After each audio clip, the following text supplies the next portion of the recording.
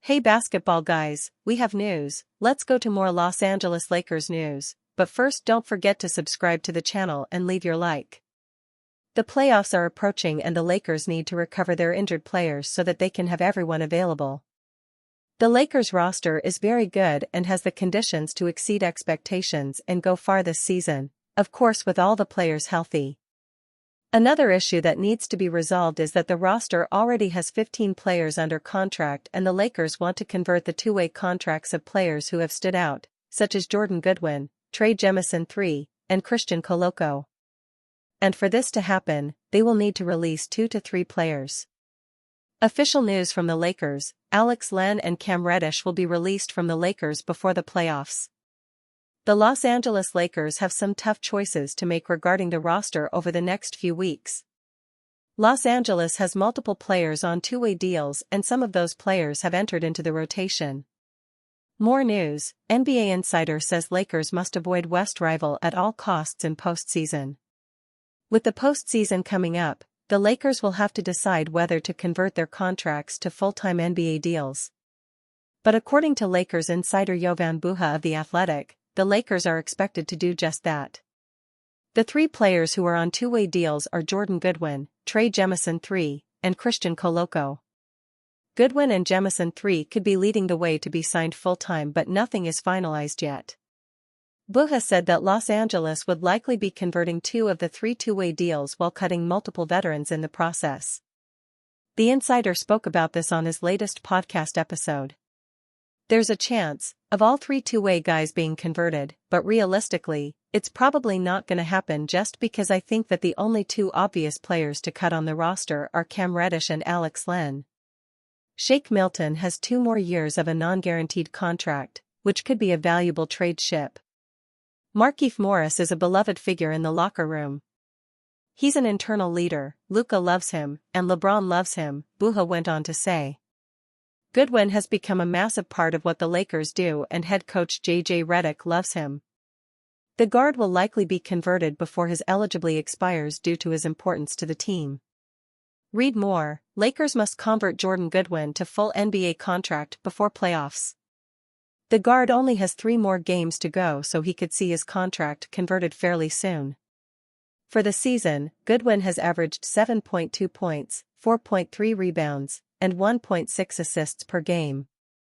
The choice between Koloko and Jemison III is a little more complicated. Both offer the Lakers another big man for the postseason, but neither is very experienced. Los Angeles will have some tough choices to make over the next few weeks. This team has its sights on the postseason and seems to be looking toward another long playoff run this season. J.J. Redick feels good about Lakers going 3-3 during difficult stretch of schedule. The Los Angeles Lakers knew there were going to be some bumps along the way as they faced a stretch of 6 games in 8 nights. It was exacerbated when LeBron James suffered a groin injury just before the stretch began, leading head coach J.J. Redick to have to get creative with his lineups while also playing nearly every night. It was supposed to be a 5-game stretch over 8 nights, but the rescheduled San Antonio Spurs game from the LA Fires in early January was placed right in the middle of it. The stretch also included 2 games against the Milwaukee Bucks and Denver Nuggets. The Lakers started the stretch 0-2, but won 3 straight before effectively conceding the final game against the Bucks on Thursday night to finish the stretch 3-3. LA was second in the Western Conference when the 6 games began, and now are 4th, but only 1 game back in the loss column of the red-hot Houston Rockets. Redick, who had to put together some interesting lineups with all the injuries and rest during this stretch, gave his reaction to going 3-3 in 8 nights. "You have to look at it big picture and feel good that you go 3-3 in this stretch," Redick said. And it was going to be tough, no matter what, with the added game made it harder. "I don't think the game that exists today in the NBA and the modern NBA player is what I wouldn't be either if this was what I came up in and this was the game that I had to play every night. It's different than when I first started. It's just, you're not built to play 6 games in 8 nights. The game doesn't allow you to play 6 games in 8 nights. It's just impossible. That's why I don't think, have 4 and 5 anymore if they are. I mean, I lived through the lockout year. I somehow didn't miss a game till the very end because we had secured our seed.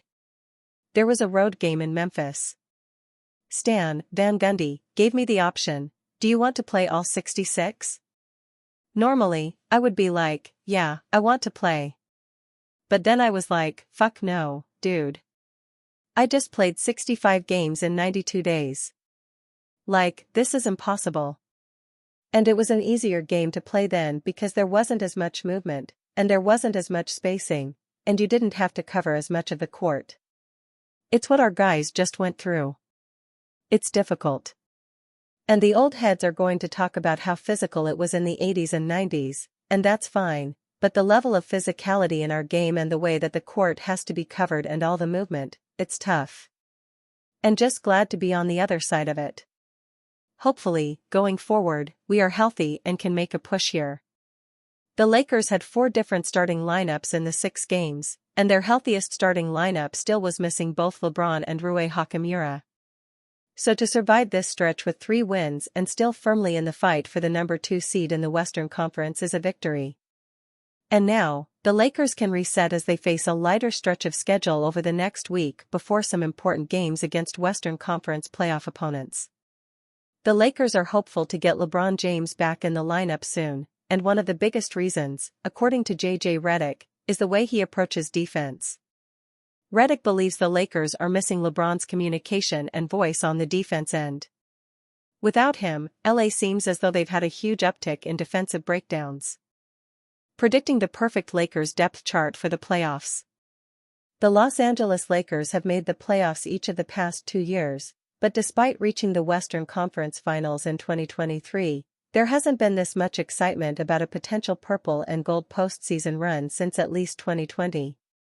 That was the year of the bubble, which also happens to be the last time that LA won the title, doing it behind a Herculean effort from LeBron James and Anthony Davis. This year's team looks much different, or at least it has since the trade deadline. Davis is gone to Dallas thanks to the trade of the century, and he's been replaced by Luka Doncic as LeBron's co-pilot. Luka has helped elevate the Lakers from being viewed as a fringe playoff team to being feared as a bona fide contender, a statement that still doesn't feel real to say. If the Lakers are fully healthy, there are few teams that can match their combination of star power and depth. Therein lies the rub though, as J.J. Redick has had to play musical chairs with his starting lineup in recent weeks. LeBron has been out since the March 8 game against the Celtics with a strained groin. Rui Hachimura has been out even longer with patellar tendinopathy. Dorian Finney-Smith, Jackson Hayes, and Gabe Vincent have also missed the odd game lately, while Luka is still taking things slowly with his ankle and calf that have been bothering him for much of the season. To make a title push, the Lakers need to be at full health. What would their playoff depth chart look like in an ideal world? Starters. Point guard, Luka Doncic. Shooting guard, Austin Reeves. Small forward, LeBron James. Power forward, Rui Hachimura. Center, Jackson Hayes. Here's how dire the Lakers' current injury situation is. Every one of those 5 starters missed last night's game against the Bucks, with Jackson Hayes being the lone exception. The Lakers are limping to the finish line. When healthy, this is a dynamite lineup. No other threesome in the league boasts the playmaking ability of Luka, LeBron and Reeves, because not only do all 3 make their teammates better with their vision and ball movement, all 3 are also able to take over a game with their scoring when needed.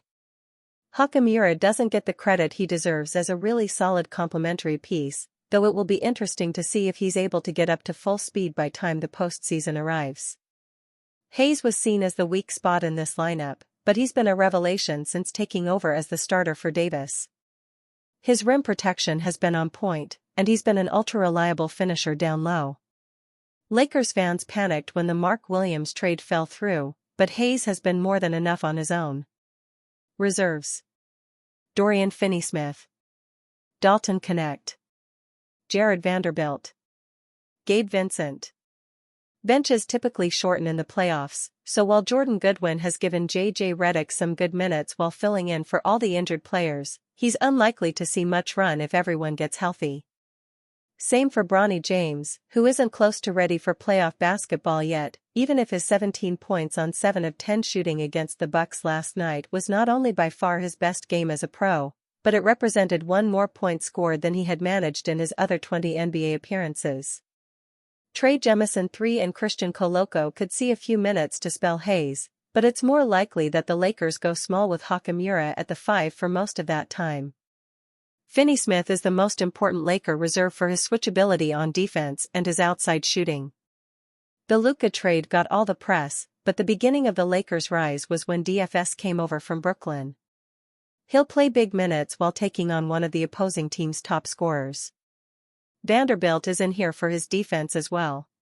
He plays fewer minutes than Finney Smith, but it's because he's pretty much a zero on the offensive end. When the Lakers need to hold on to a lead though, he'll be out there. Connect is the one Lakers bench player with a decent chance of getting hot and scoring 20+. He's only a rookie, so the smart money says that his 20 minutes per game will decrease in the postseason, though Reddish might play it by ear to see if he has the hot hand each night. That leaves Vincent, who most fans were ready to ship out at the trade deadline but has since become a vital contributor as one of the few relatively healthy bodies. He's really found his three-point shot this month, as he's shot 46.9% from deep while making at least 3 in 6 out of 9 games. JJ Redick has proven himself to be more than qualified to coach this team. His ability to adapt to new personnel has been integral to the Lakers' success, and the way he's gotten the entire roster to buy in defensively has been one of the most pleasant surprises of the season. That's why he's a serious candidate for Coach of the Year. It would be a shame if Redick's coaching talent is hamstrung by having to just throw out whatever 5 healthy bodies he has. The Lakers need to get healthy in these final weeks of the regular season, and then their depth can shine through. Dwight Howard addresses rumors he could join Lakers for playoff run. The Los Angeles Lakers appear to be one of the top NBA Finals contenders in the Western Conference. After their blockbuster trade to acquire Luka Doncic from the Dallas Mavericks, they have played extremely well. Even with LeBron James out due to a groin injury, the Lakers have continued finding ways to win basketball games. They have lost a few along the way, but the talent is there for Los Angeles to make a postseason run. One of the main questions surrounding the team has to do with the center position. Ahead of the deadline, the Lakers also agreed to a trade that would have acquired Mark Williams from the Charlotte Hornets. That trade ended up being rescinded after Los Angeles found things they didn't like in Williams' physical. Dwight Howard has come up in rumors as a potential option for the final games of the regular season and into the playoffs. While the rumors have been swirling, Howard has made it clear that he has no interest in a reunion with the Lakers. According to a report from TMZ Sports, Howard wouldn't return to Los Angeles, and he also said that the Lakers would not have interest in calling him. "Lakers not calling me, brother," Howard said. He also said that he remains ready to play, but that he is happy spending more time with his family away from the game. "I'm always ready," he said, "but there's more to life than basketball." Howard put together a strong 18-year NBA career. He averaged 15.7 points per game to go along with 11.8 rebounds and 1.9 blocks.